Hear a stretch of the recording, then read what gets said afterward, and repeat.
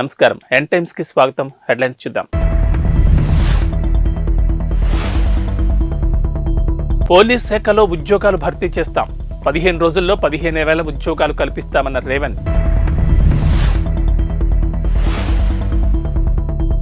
Assembly ఎన్నికల్లో కాంగ్రెస్ గెలుపు కాదు, బీఆర్ఎస్ ఓటమి. రేవంత్ రెడ్డి ఇచ్చిన హామీలు అమలు చేయాలన్న కిషన్ రెడ్డి. మహిళా సంఘాల సమాఖ్యలతో సీఎం రేవంత్ ముఖాముఖి. మహిళల అభివృద్ధికి ప్రజాప్రభుత్వం కట్టుబడి ఉందన్న ముఖ్యమంత్రి. ఎంపీగా గెలిచి కోమటిరెడ్డి చేసిందేం లేదు. లోక్సభ ఎన్నికల్లో బీఆర్ఎస్ ను గెలిపించాలన్న హరీష్ రావు. ప్రముఖ సినీ నటి పూనం పాండే కన్నుమూత.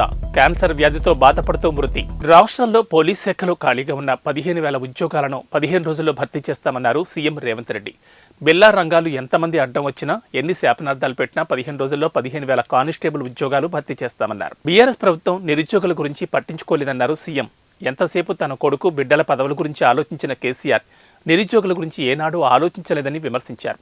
10 ఏళ్లుగా స్టాఫ్ నర్సు ఉద్యోగాలను నియమించకుండా గత ప్రభుత్వం నిర్లక్ష్యం చేసిందని, కాంగ్రెస్ అధికారంలోకి రాగానే 7,000 మందికి స్టాఫ్ నర్సు ఉద్యోగ నియామక పత్రాలు అందజేశామన్నారు. స్కూల్ యూనిఫామ్లు కుట్టే అవకాశం మహిళా సంఘాలకే ఇస్తామన్నారు రాష్ట్ర సీఎం రేవంత్ రెడ్డి. మహిళలకు ఉచిత బస్సు రద్దు చేయాలని బీఆర్ఎస్ నేతలు చూస్తున్నారని మండిపడ్డారు. మహిళలకు ఉచిత ప్రయాణ సౌకర్యం కల్పిస్తే బీఆర్ఎస్ నేతలకు కడుపు నొప్పి ఎందుకని ప్రశ్నించారు. ఆదిలాబాద్ జిల్లా కేస్లాపూర్ దర్బార్ హాల్లో మహిళా సంఘాల సభ్యులతో ముఖ్యమంత్రి రేవంత్ రెడ్డి ముఖాముఖి నిర్వహించారు. సీఎం రేవంత్ రెడ్డితో మహిళల కష్టాలు, విజయాలు పంచుకున్నారు. ఈ కార్యక్రమంలో డిప్యూటీ సీఎం భట్టి, మంత్రులు సీతక్క, కొండా సురేఖ, కోమటిరెడ్డి పలువురు పాల్గొన్నారు. ఇందిరమ్మ పాలనలో మహిళా సంక్షేమమే లక్ష్యంగా కాంగ్రెస్ ప్రభుత్వం పనిచేస్తుందని సీఎం రేవంత్ రెడ్డి అన్నారు. మహిళలు ఆత్మగౌరవంతో బతకాలనేదే మా ప్రభుత్వ ఉద్దేశమని చెప్పారు. మహిళల ఆర్థికాభివృద్ధి కోసం నిర్ణయాలు తీసుకోబోతున్నామని వివరించారు. త్వరలో 500 సిలిండర్, 200 యూనిట్ల ఫ్రీ కరెంట్ స్కీమ్ అమలు చేస్తామని చెప్పారు. ఆ ఇళ్ల దీపం పథకం ద్వారా మీకు సిలిండరు, గ్యాస్ పొయ్యి ఇస్తే 4 నూర్లకు ఆ ఇళ్ల సిలిండర్ ఉండే. ఆ ఇళ్ల మీరు కట్టెల పొయ్యితోని కష్టాలు, అడవి బాట పట్టి కట్టెలు తెచ్చి వండి ఆ పొగ గొట్టం ఊది ఆ పొగ ఊపిరితిత్తులకు పోయి ఆడబిడ్డలు క్యాన్సర్ వచ్చి చచ్చిపోతుంటే వాళ్ళ కష్టాలను దృష్టిలో పెట్టుకొని గ్యాస్ పొయ్యి సిలిండర్ 400 రూపాయలకి ఆయన ఇచ్చారు. కేసీఆర్ గారు, నరేంద్ర మోడీ గారు వచ్చి అది 1,200 చేశారు. ఇవాళ సిలిండర్ కొనుక్కునే పరిస్థితి లేదు, మళ్ళీ అడవి బాట పట్టి కట్టెలు కొట్టుకొచ్చుకునే పరిస్థితి వచ్చింది. అందుకే తొందరలోనే మీ అందరినీ ఆ కష్టాల నుంచి బయటకు తీసుకురావడానికి 500 రూపాయలకే మీ ఇంటికాడ సిలిండర్ ఇచ్చే కార్యక్రమాన్ని, ఇవన్నీ కార్యక్రమాలు ఎందుకు తీసుకుంటున్నామంటే ఆడబిడ్డలను ఆత్మగౌరవంతో బ్రతికే విధంగా, ఆడబిడ్డలు మంచిగా ఉన్నప్పుడే ఇల్లు బాగుంటుంది. అందుకే పెద్దలు చెప్పినారు, ఇల్లును చూడు ఇల్లాలిని చూడు అని.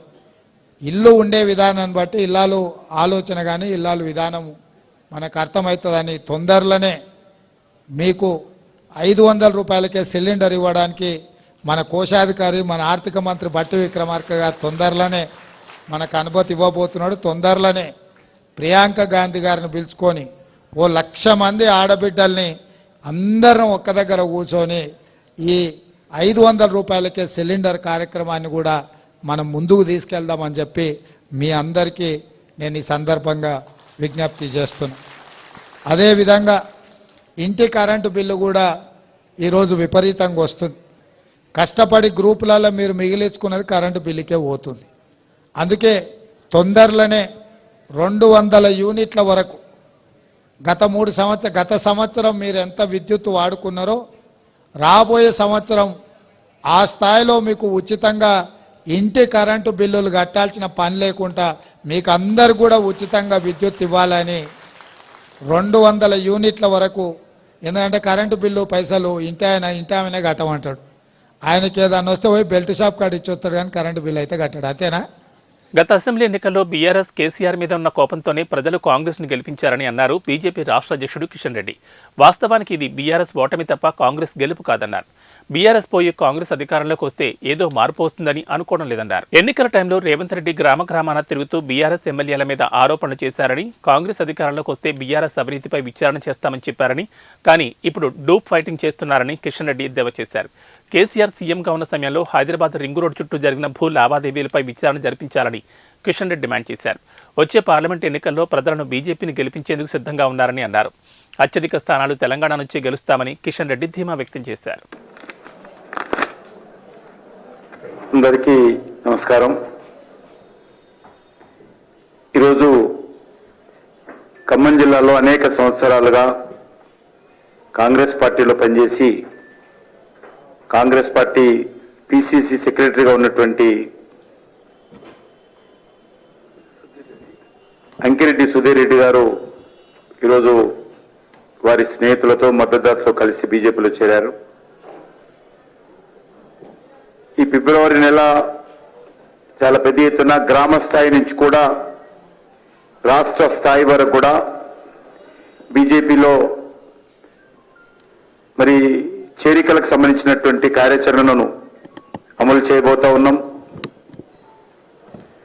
ప్రతి పోలింగ్ బూత్ స్థాయిలో అక్కడ ఉన్నటువంటి యువకులు కానీ రైతులు కానీ రైతు కూలీలు కానీ వివిధ కులవృత్తులకు సంబంధించినటువంటి వాళ్ళని కానీ మహిళలను కానీ చేర్పించాలనేది ఈరోజు రాష్ట్ర పార్టీ నిర్ణయం తీసుకుంది. కాబట్టి ప్రతి పోలింగ్ బూత్ స్థాయిలో ఈ యొక్క కార్యాచరణ ఏర్పాటు చేసుకుని బీజేపీలో చేర్పించేటువంటి కార్యక్రమాన్ని ప్లాన్ చేస్తా ఉన్నాం. ఫిబ్రవరి నెలంతా కూడా ఈ కార్యక్రమం కొనసాగుతుంది.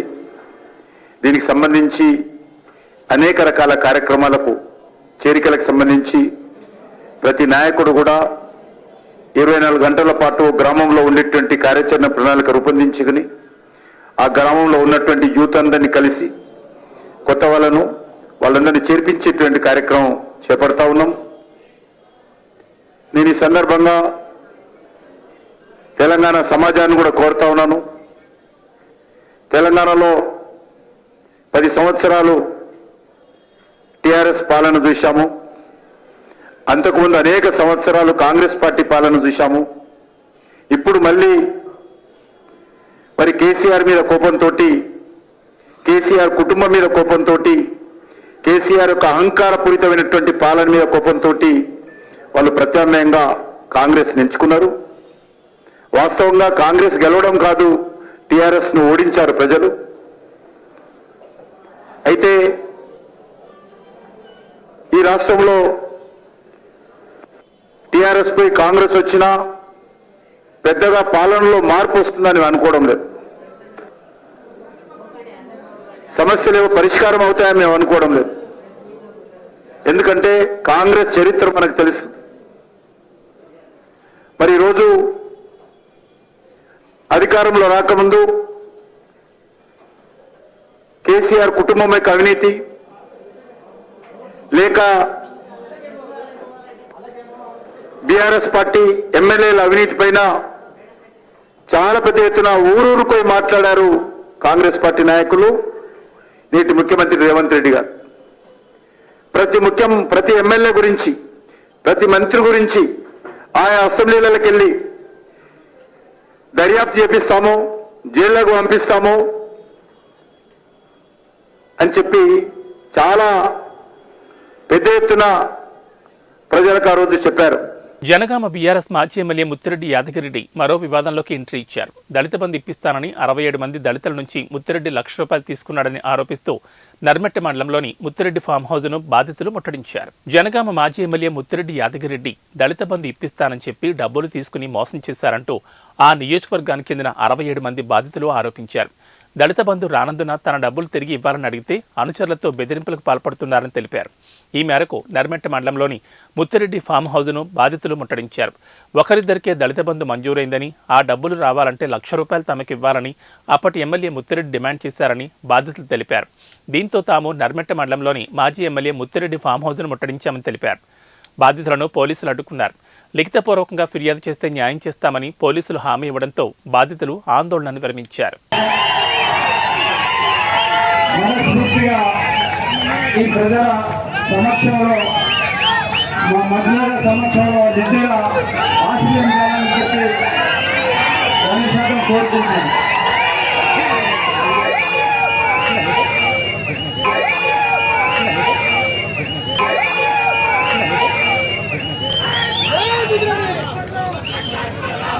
భువనగిరి అసెంబ్లీ సెగ్మెంట్లో బీఆర్ఎస్ ఓటమిపై మాజీ మంత్రి హరీష్ రావు ఆసక్తికర వ్యాఖ్యలు చేశారు. శుక్రవారం భువనగిరి బీఆర్ఎస్ కార్యకర్తలతో హరీష్ రావు భేటీ అయ్యారు. గత అసెంబ్లీ ఎన్నికల్లో భువనగిరి స్థానంలో బీఆర్ఎస్ ఓడిపోతుందని అస్సలు ఊహించలేదన్నారు. అసెంబ్లీ ఎన్నికల్లో ఓడినా పార్లమెంట్ ఎన్నికల్లో భువనగిరిలో సత్తా చాటాలని శ్రేణులకు పిలుపునిచ్చారు. ఎంపీ ఎన్నికల్లో భువనగిరిలో బీఆర్ఎస్ గెలవాలని కార్యకర్తలకు సూచించారు. భువనగిరి ఎంపీగా కోమటిరెడ్డి వెంకటరెడ్డి 5 ఏళ్లు చేసిందేమీ లేదని విమర్శించారు. ఎన్నికల్లో కాంగ్రెస్ హామీ ఇచ్చిన 15,000 రూపాయల రైతు బంధు గురించి అడిగితే మంత్రి కోమటిరెడ్డి వెంకటరెడ్డి అహంకారంతో ప్రవర్తించారని మండిపడ్డారు. కాంగ్రెస్ ప్రభుత్వం ఎన్నికల్లో ఇచ్చిన అన్ని హామీలను అమలు చేయాలని మంత్రి హరీష్ రావు డిమాండ్ చేశారు. బీఆర్ఎస్ నేతలపై అక్రమ కేసులు పెట్టడం సరికాదన్నారు. కేసులకు బీఆర్ఎస్ నేతలు భయపడాల్సిన అవసరం లేదని, భవిష్యత్ బీఆర్ఎస్దేనని కార్యకర్తలకు హరీష్ రావు ధైర్యం చెప్పారు. గల్లీలో ఏ గవర్నమెంట్ ఉన్నా, ఢిల్లీలో ఏ గవర్నమెంట్ ఉన్నా బీఆర్ఎస్ ఎంపీలు మాత్రమే తెలంగాణ ప్రయోజనాల కోసం కొట్లాడగలుగుతారు, తెలంగాణ కోసం గొంతు విప్పగలుగుతారు, తెలంగాణ కోసం పోరాటం చేయగలుగుతారు. కాంగ్రెస్ బీజేపీలై వాళ్ళకు పార్టీల కోసం మాట్లాడతారు. వాళ్ళు ఈ దేశంలో ఒకరైతారు, కానీ మన ఎంపీలు అచ్చంగా తెలంగాణ కోసం నిలబడతారు, తెలంగాణ హక్కుల కోసమే పోరాడతారు. ఇవాళ మన ఎంపీ నామా నాగేశ్వరరావు గారు, కేశవరావు గారు ఇవాళ ఢిల్లీలో పార్లమెంట్లో అడిగినారు.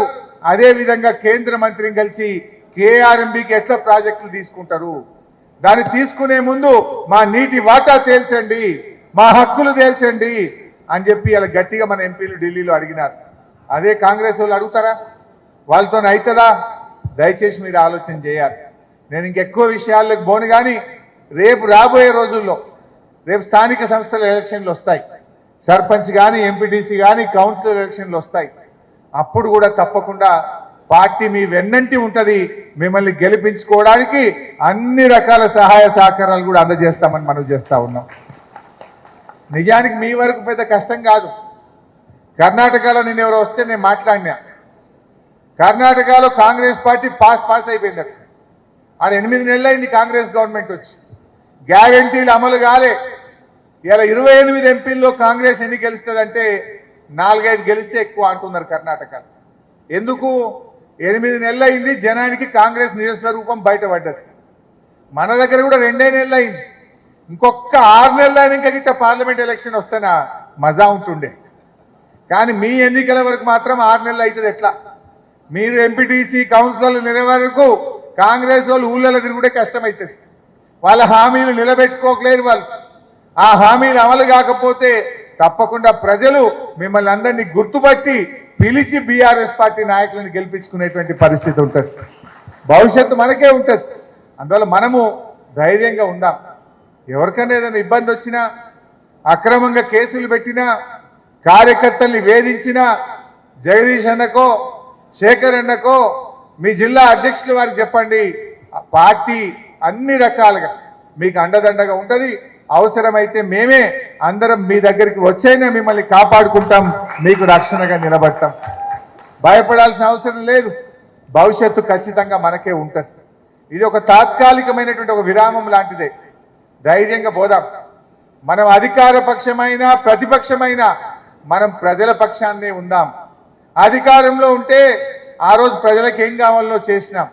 ఇవాళ ప్రతిపక్షంలో ఉంటే ప్రజలకు పక్షాన కాంగ్రెస్ ఇచ్చిన హామీలు అమలు చేసే విధంగా అటు అసెంబ్లీలో కొట్లాడదాం, ఇటు ప్రజాక్షేత్రంలో కూడా పోరాటం చేద్దాం. ఎప్పుడైనా మనం ప్రజల్ని వదిలిపెట్టేది లేదు. తెలంగాణ హక్కుల కోసం, తెలంగాణ ప్రయోజనాల కోసం, తెలంగాణ ప్రజల కోసం నిరంతరం మన పోరాటం మాత్రం కొనసాగాల్సిందే. మన పార్టీయే తెలంగాణ ప్రజల కోసం, ఈ రాష్ట్ర బాగోగుల కోసం పుట్టినటువంటి పార్టీ. అందువల్ల అధికార పక్షమైనా ప్రతిపక్షమైనా మన బాధ్యత మాత్రం ప్రజల పక్షమే. ప్రజల పక్షాన్నే పోరాటం చేద్దాం, కలిసి ముందుకు పోదాం. ఆంధ్రప్రదేశ్కు ప్రత్యేక హోదా, విభజన హామీల అమలు కోరుతూ ఆంధ్రప్రదేశ్ పీసీసీ అధ్యక్షురాలు వైఎస్ షర్మిల ఢిల్లీలో దీక్ష చేపట్టారు. ఏపీ భవన్లోని అంబేద్కర్ విగ్రహం ఎదుట రాష్ట్ర కాంగ్రెస్ నేతలతో కలిసి దీక్ష చేశారు. ఏపీకి 10 ఏళ్ల పాటు ప్రత్యేక హోదా కొనసాగిస్తామన్నారని, తిరుపతిలో జరిగిన సభలో ప్రధాని నరేంద్ర మోడీ ఈ మాట చెప్పారని, విభజన చట్టంలోని హామీలను ఎందుకు ఇప్పటికీ నెరవేర్చలేదని షర్మిల ప్రశ్నించారు. దుగ్గరాజపట్నం పోర్టు నిర్మిస్తామన్నారు. సీమాంధ్రను స్వర్ణాంధ్ర చేస్తామని ప్రధాని చెప్పారు. పోలవరం ప్రాజెక్టును పూర్తి చేస్తామని ప్రజలకు మాటిచ్చారు. ఇచ్చిన హామీలన్నీ ఏమయ్యాయని ప్రశ్నించారు. రాజధాని లేని రాష్ట్రంగా ఏపీ మిగిలిపోయిందన్నారు. కేవలం ఓటు బ్యాంక్ కోసం ఏవేవో మాయమాటలు చెప్పి వాటిలో ఏ ఒక్కటిని నెరవేర్చలేదన్నారు. చివరికి విశాఖ స్టీల్ను ప్రైవేటీకరించాలని ప్రయత్నిస్తూ మరోసారి ఏపీ ప్రజలకు ద్రోహం చేయాలని చూస్తున్నారని షర్మిల విమర్శించారు.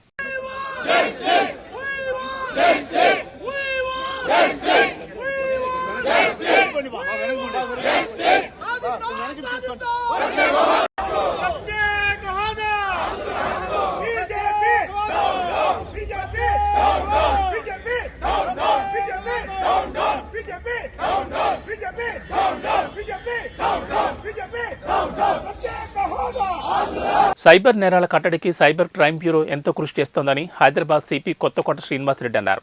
ప్రతిరోజు హైదరాబాద్ కమిషనరేట్ పరిధిలో చాలా సైబర్ నేరాలు నమోదవుతున్నాయని చెప్పారు. సైబర్ నేరాల్లో రికవరీ అనేది బాధితులు ఫిర్యాదు చేసే సమయాన్ని బట్టి ఉంటుందని, ఎక్కువగా ఉన్నత చదువులు చదివిన వారు, మధ్యతరగతి వారి నేరాల బారిన పడుతున్నారని వివరించారు. నేరాలు జరిగినప్పుడు స్పందించడం కంటే ముందుగానే అవగాహన కల్పించడం చాలా ముఖ్యమన్నారు కొత్తకోట శ్రీనివాసరెడ్డి. కొరియర్ నేరాలు క్రమంగా పెరుగుతున్నాయని చెప్పారు. డీజీపీ రవిగుప్తా సైబర్ నేరాలు కట్టడి చేసేందుకు ప్రయత్నిస్తున్నామన్నారు. ప్రజల్లో ముందుగా భయాన్ని నింపి సైబర్ నేరగాళ్లు చోరీ చేస్తున్నారని వివరించారు. మరోవైపు ఈ నేరాల్లో తెలిసిందేంటంటే యూట్యూబ్ వీడియోలకు లైక్ చేయడం ద్వారా డబ్బులు వస్తాయని చెప్పి నేరాలకు పాల్పడుతున్నారని తెలిపారు. సైబర్ నేరాలపై అవగాహన ముఖ్యమన్నారు డీజీపీ రవిగుప్తా.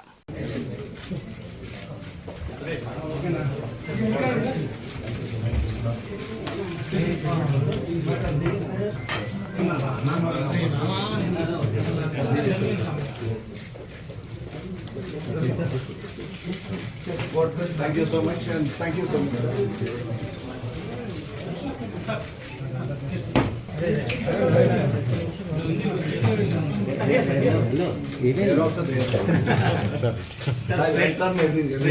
జార్ఖండ్ రాష్ట్ర రాజకీయం హైదరాబాద్కు షిఫ్ట్ అయింది. జార్ఖండ్లో నెలకొన్న ప్రస్తుత రాజకీయ పరిస్థితుల నేపథ్యంలో ఆ రాష్ట్ర అధికార పార్టీ జేఎంఎం తమ ఎమ్మెల్యేలను హైదరాబాద్ తరలించింది. జార్ఖండ్ మాజీ సీఎం హేమంత్ సోరెన్ అరెస్ట్ అవ్వడం, ఆ రాష్ట్ర నెక్స్ట్ సీఎంగా చంపై సోరెన్ ప్రమాణ స్వీకారం చేయడంతో 10 రోజుల్లో అసెంబ్లీ బలం నిరూపించుకోవాలని గవర్నర్ ఆదేశించారు. ఈ క్రమంలో ఎమ్మెల్యేలు ఎలాంటి ప్రలోభాలకు గురికాకుండా అధికారం జేఎంఎం, కాంగ్రెస్, ఆర్జేడీ కూటమి క్యాంప్ పాలిటిక్స్ తెరలేపింది. ఈ నేపథ్యంలో తమ ఎమ్మెల్యేలను హైదరాబాద్ తరలించింది. రాంచీ నుండి ఇవాళ 2 స్పెషల్ ఫ్లైట్లలో బయలుదేరిన ఎమ్మెల్యేలు హైదరాబాద్లోని బేగంపేట ఎయిర్పోర్టుకు చేరుకున్నారు. వీరిని తెలంగాణ కాంగ్రెస్ వ్యవహారాల ఇన్ఛార్జ్ దీపాదాస్ మున్షి, మంత్రి పొన్నం ప్రభాకర్ బేగంపేట ఎయిర్పోర్టులో రిసీవ్ చేసుకున్నారు. అనంతరం ఎయిర్పోర్ట్ నుండి జార్ఖండ్ ఎమ్మెల్యేలను హైదరాబాద్ శివారు శామీర్పేటలోని ఓ రిసార్ట్కు తరలించినట్లు సమాచారం.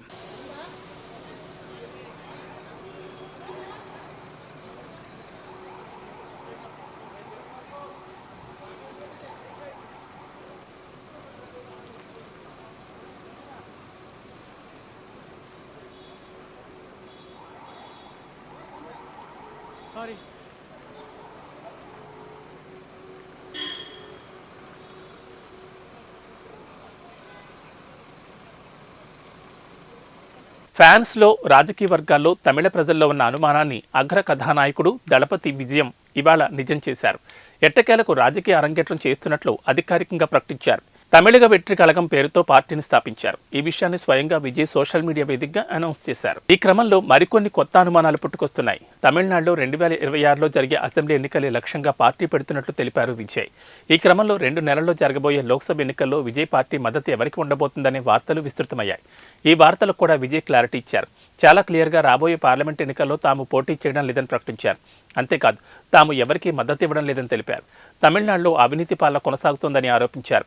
అవినీతి నిర్మూలనే లక్ష్యంగా తమ పార్టీ పోరాటం ఉంటుందని వెల్లడించారు. సినీ ఇండస్ట్రీలో తీవ్ర విషాదం చోటు చేసుకుంది. ప్రముఖ నటి పూనం పాండే కన్నుమూశారు. క్యాన్సర్ బారిన పడి చికిత్స తీసుకుంటున్న ఆమె పరిస్థితి విషమించి శుక్రవారం తుదిశ్వాస విడిచారు. ఈ విషయాన్ని పూనం మేనేజర్ సోషల్ మీడియా వేదికగా నిర్ధారించారు. ఈ విషయం తెలిసిన సినీ ప్రముఖులు ఆమెకు సంతాపం ప్రకటిస్తున్నారు. కాగా పూనం పాండే గురించి ప్రత్యేకంగా చెప్పాల్సిన పనిలేదు. ఎప్పుడూ వివాదాస్పద వ్యాఖ్యలు చేస్తూ సోషల్ మీడియాలో ట్రెండింగ్లో ఉంటుంది. ఫోటోషూట్లు, షేర్ చేసే వీడియోలతో నెట్జన్లకు మరింత దగ్గరైంది. ముఖ్యంగా ఆమె ఎప్పుడు 18+ కంటెంట్ను మాత్రమే ప్రమోట్ చేస్తూ ఉండేది. ఇండియా వరల్డ్ కప్ కొడితే బీచ్లో నగ్నంగా తిరుగుతానని ప్రకటించి దేశవ్యాప్తంగా దుమారం రేపింది. ఇవి బులెటిన్ విశేషాలు. నమస్కారం.